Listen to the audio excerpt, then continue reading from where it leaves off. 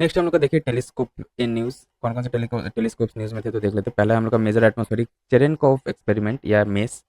Department of atomic energy DAE inaugurated the major atmospheric Cherenkov experiment, MACE के नाम से जाना जाता है। ये कहाँ पे observatory at Hanle in Ladakh. MACE observatory के बारे में देख लेते हैं तो largest imaging Cherenkov telescope in Asia है, second largest in the world. ठीक है। Cherenkov telescope array CTA consisting of two arrays located in space and Chile respectively will be the largest Cherenkov telescope. Largest सबसे कहाँ पे है तो हम लोग का स्पेन एंड चिली में, एंड सेकेंड लार्जेस्ट हम लोग का हो गया हम हेनले लद्दाख में। In the world it is currently under construction में है। ये लोकेशन इसका क्या क्या रहेगा तो अप्रॉक्स 4300 मीटर पे ये लोकेटेड रहेगा, the highest of its kind in the world. Objective क्या है तो इसका ऑब्जेक्टिव क्या है तो हाई एनर्जी गामा रे को ऑब्जर्व करेगा ये हम लोग का MACE telescope. Understand the most energetic phenomenon in the universe such as supernova पे स्टडी करेगा ये। Named after scientist Pavel Alekseyevich Cherenkov who discovered that largest particle grow when they pass through a non-conducting medium under certain conditions referred to as Cherenkov radiation, indigenously built by Bhabha Atomic Research Center BARC and support from other partners। अब देखिए square kilometre array, ये भी second type का telescope है हम लोग का, तो स्क्वायर किलोमीटर एरे या इसके A has carried out it's first observation and became partially functional हो गया ये। इसके है क्या स्क्वायर किलोमीटर एरे के बारे में देख लेते हैं तो इसका एम है building the world's largest radio telescope with eventually over a square kilometre of collecting area, consist of one global observatory रहेगा operating two large telescope South Africa and Australia में रहेगा। ऑब्जेक्टिव इसका क्या है तो इसके टेलीस्कोप का देख लेते हैं। Understand the birth of universe का कैसे स्टार्ट हुआ था, जन्म हुआ था। डिटेक्ट ग्रेविटेशनल वेव्स के बारे में स्टडी करेगा और understand the evolution of galaxies, dark matter and cosmic magnetism. India join the SK organisation in 2012 में ज्वाइन किया था India as an associate member and has actively participated in the pre construction phase of SK telescope. Then University of Tokyo Atacama observatory TAO project, तो TAO telescope site completion ceremony held in Santiago. ठीक है, ये complete हो गया हम लोग का। TO project है क्या तो प्रोजेक्ट का एम है कंस्ट्रक्ट करना optical infrared telescope at a summit of Cerro Chajnantor in the Atacama desert of Chile. ये देख लेते इसका तो it is world's highest astronomical site है ये। Then reasons high altitude thin atmosphere and perennially arid climate makes it possible to observe almost entire range of near infrared wavelengths। की concept क्या है या टर्म्स जो न्यूज़ में था तो brown dwarf James Webb space telescope JWST observations used वे are used to map the weather on a pair of brown dwarf star. JWST is a large infrared telescope है। ठीक है, the result of an international collaboration among NASA ESA and the Canadian CSA space agency. Brown dwarf है क्या तो एक object है जिसका size है between the giant planet like Jupiter and that of a small star. They do not have enough mass to fuse normal hydrogen like a regular star and does not able to sustain nuclear fission। इसमें nuclear fission नहीं होता क्यों, क्योंकि इसमें enough मास नहीं है जिससे वो हाइड्रोजन को होल्ड कर सके। So they are often called as failed star. Then comes अपना व्हाइट डॉर्फ स्टार। ये क्या है तो फर्स्ट रॉकी प्लैनेट है has been spotted orbiting a burned out star called the white dwarf. White dwarf के चारों तरफ जो है ना एक रॉकी प्लैनेट जो है वो ऑर्बिट कर रहा है, घूम रहा है, जैसे हम लोग के अर्थ के चारों तरफ मून ऑर्बिट कर रहा है ना, वैसे ही व्हाइट डॉर्फ के चारों तरफ एक प्लानिटरी रॉकी प्लैनेट जो है वो डॉर्फ कर रहा है, घूम रहा है। It is a stellar core left behind after a dying star has exhausted its nuclear fuel and expelled its outer layer to form a planetary nebula. Compared to dwarf stars, giant stars have a greater rate of nuclear reactions. Therefore, the latter have shorter lifespans compared to dwarf stars. Chandrasekhar limit 1.44 times the mass of the sun is the maximum mass theoretically possible for a stable white dwarf star। ठीक है, Chandrashekhar limit जो है ये एक measuring unit है सन का कोई भी एस्ट्रोनॉमिकल यूनिट है ना उसका वेट मेजर करने के लिए या मास मेजर करने के लिए। ठीक है, a star that ends its nuclear burning lifetime with a mass greater than Chandrasekhar limit must become either a neutron star or a black hole। ठीक है, चंद्रशेखर लिमिट से अगर ज़्यादा करके वो अगर खत्म हुआ हम लोग का कोई भी स्टार तो वो एक ब्लैक होल बन जाएगा या एक न्यूट्रॉन स्टार बन जाएगा। देन प्लंजिंग रीजन, ये देखिए क्या है तो study at Oxford University physics provided the first observational proof of plunging region edge पर आइंस्टाइंस थ्योरी। प्लंजिंग रीजन है क्या तो एक एरिया है अराउंड द ब्लैक होल के चारों तरफ एक एरिया रहता है जहाँ पे मैटर जो है ना मैंने ब्लैक होल सपोज यहाँ पे ना तो ये इसमें अंदर घुसने से रुक जाता है वो। ठीक है, where matter stop circling the black hole and instead falls straight in, और यहाँ पे जाके सीधा ये अंदर ब्लैक होल में गिर जाता है। It was predicted by Albert Einstein's theory of general relativity which states that it is impossible for particles to safely follow circular orbit sufficiently close to black hole. कोई भी ऑर्बिट है, कोई भी object है वो यहाँ पे हम लोग सेफली ब्लैक होल के चारों तरफ ऑर्बिट नहीं कर सकता, वो एनी हो जाके ब्लैक होल में जाके गिरेगा ही। तो ये जो रीजन होगा ना इसको प्लंजिंग रीजन बोला जाता है। Plunging region exert some of the strongest gravitational forces in the galaxy. Galaxy का सबसे स्ट्रॉन्गेस्ट या बोला जाता है one of the strongest gravitational force कहाँ देखने को मिलता है तो प्लंजिंग एरियाज में देखने को मिलता है। प्लंजिंग एरिया क्या हो गया, ये एक रीजन रहता है जहाँ पे कोई भी ऑब्जेक्ट है ना वो डायरेक्ट जाके यहाँ पे ब्लैक होल में अंदर इमर्ज हो जाता है, घुस जाता है। Then Trojan asteroid, discovery of a Trojan asteroid 2019 UO14 for Saturn establishes the presence of celestial bodies alongside all giant planets Jupiter, Neptune and Uranus. About Trojan asteroid के बारे में देख लेते हैं. They occupy a stable Lagrange point usually L4 या L5 in a planet's orbit around the sun. Significance क्या है? As they remain gravitational stable for a long period, studying them can provide useful insight into the evolution of the solar system. Mission Lucy 2021 में was the first mission to explore the Jupiter Trojan asteroid. Super blue moon क्या है? तो recently super blue moon and occurrence that happens on an average of 10 years पे देखने को मिलता है. Blue moon was observe. ये ब्लू मून है क्या? तो super blue moon is convergence of a super moon and a blue moon when the moon is at or near its closest point to earth. Perigee point जो बोला जाता है ना, जैसे ये सपोज ये हम लोग का अर्थ है और ये हम लोग का मून का ऑर्बिट है ये. तो जैसे ये जो है ना सबसे शॉर्टेस्ट डिस्टेंस जहाँ रहता है, तो मून अगर इस जगह पे रहेगा ना, इस पॉइंट को क्या बोला जाता है? पेरिजी पॉइंट. ठीक है. और जो दूर पे आता है उसको एपोजी पॉइंट बोला जाता है. ये हो गया एपोजी पॉइंट हो गया मून का. तो जब भी क्लोजेस्ट पॉइंट पर रहेगा हम लोग का moon, perigee point, at the same time as it is full, और यहाँ पे फुल मून अगर रहा, it is called a super moon.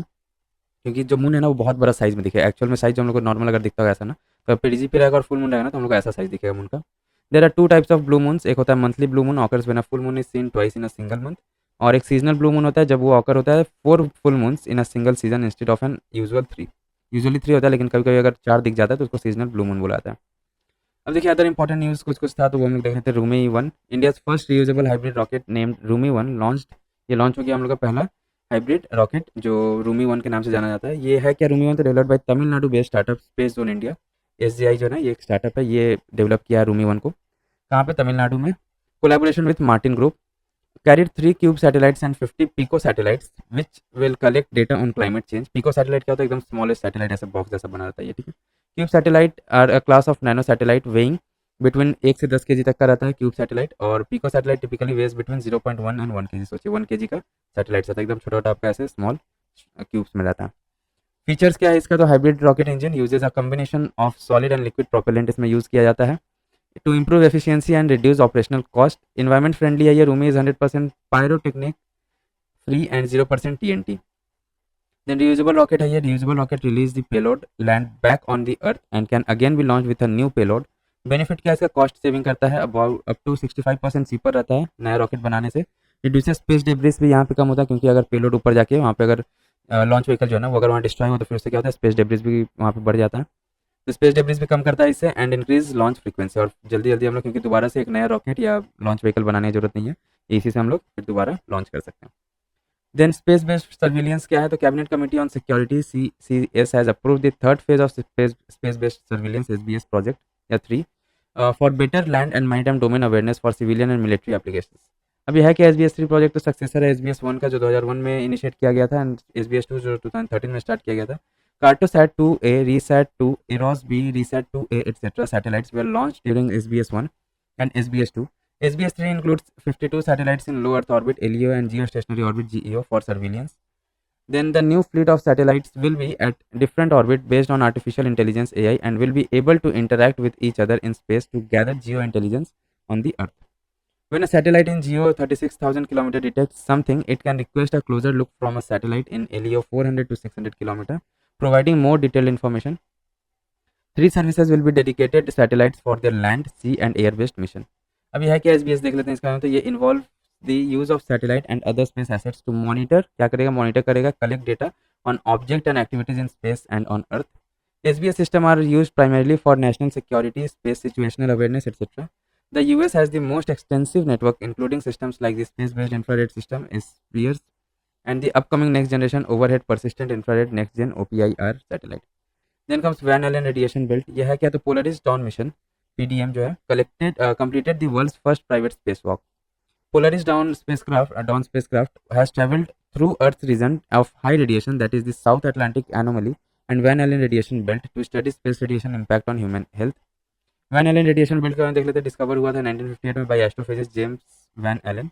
ये है क्या? तो ये अर्थ का मैग्नेटोस्फीयर है जो ट्रैप करता है high energy radiation particle and shield of Earth, shields the Earth from solar storm. Solar storm से अर्थ को बचाता है कौन सा? Van Allen radiation belt. And solar winds that can damage technology as well as people living on Earth. These trapped particles form 2 belts of radiation. Inner and outer belt form करता है, known as Van Allen belts, that surround the earth. Inner belt results from interaction of cosmic rays with Earth's atmosphere, and outer belt is made up of billions of high energy particles that originate from sun. Astronauts and spacecraft must fly through Van Allen belt to reach outer space. ठीक है, ये जैसे suppose ये अर्थ हो गया ना, यहाँ पे एटमॉस्फेयर है, देन यहाँ पे हम लोग का वैन एलन बेल्ट रहता है और इससे को क्रॉस करने के बाद फिर आउटर स्पेस में कोई भी स्पेसक्राफ्ट पहुंच जाता है। So it is important to fly through the region quickly to limit their radiation exposure. और यहाँ पे बहुत ही ज़्यादा हाई रेडिएशन रहता है। ये क्या करता है, बाहर से कोई भी सोलर रेडिएशन या सोलर फ्लेयर्स आ रहा है ना, उससे ये बचाता है। या सोलर फ्लेयर अगर अर्थ पे आ जाता है तो क्या करता है, जो टेक्नोलॉजी जैसे यहाँ पे जो स्पेसक्राफ्ट जो भी रहता है या कोई भी एरोप्लेन या जो भी यहाँ से फ्लाई कर रहे हैं ना, टेक्नोलॉजी को डैमेज करता है और जो पीपल है उसको भी अफेक्ट कर सकते हैं। तो वैन एलन बेल्ट जो है एक हिसाब से देखा जाएगा तो ठीक भी है।